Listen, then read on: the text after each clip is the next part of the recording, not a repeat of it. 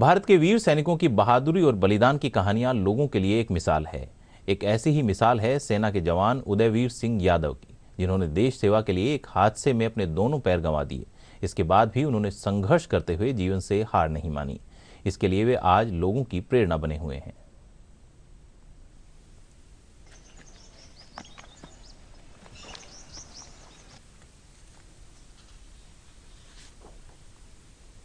देश पर पड़ोसी मुल्कों द्वारा थोपे गए युद्धों से लेकर के सर्जिकल स्ट्राइक तक भारत के इतिहास में भारत के वीर सैनिकों की गाथाएं लबालब भरी हुई हैं।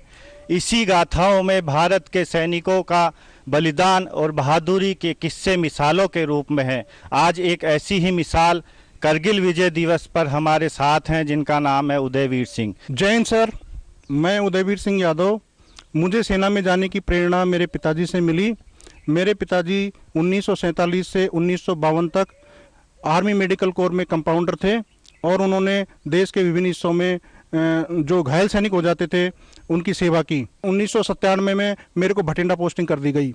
भटिंडा आने के बाद में हमारी जो क्लास 5 व्हीकल्स खराब हो जाते हैं उनको हमें दिल्ली कैंट पहुंचाने का, सीओडी दिल्ली कैंट पहुंचाने का जिम्मा मिला। जिम्मा मिलने के बाद में हम 3 आदमी भटिंडा से मालगाड़ी के ओपन वैगन में बैठ गए और अपने उस जो आर्मी का व्हीकल्स था उसको सीओडी दिल्ली कैंट पहुंचाने के लिए हम तैयार थे। 29 सितंबर 97 की डेट थी और ये दुर्भाग्य ये रहा कि वो शंटिंग थोड़ी स्पीड ज़्यादा थी और शंटिंग होते ही मेरा बैलेंस बिगड़ गया और मैं पटरी के बीच में गिर गया। पटरी के बीच में गिरते ही मेरे दोनों पैर चले गए। मेरा बेस हॉस्पिटल में 2 साल तक ट्रीटमेंट चला और मेरे को ये कृत्रिम पैर लगा दिए गए। मैंने 2005 में इग्नू में अप्लाई किया और 2009 में मेरा एमसीए कंप्लीट हो गया।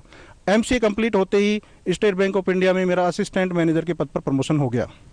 अच्छा, संघर्ष के दिनों में केंद्र सरकार की कोई ऐसी योजना जो आपके लिए बहुत उपयोगी साबित हुई? हाँ, संघर्ष के दिनों में केंद्र सरकार ने मेरे को बहुत ही ज़्यादा सपोर्ट किया। 1 रैंक पेंशन में मेरे को बहुत ज़्यादा फ़ायदा हुआ।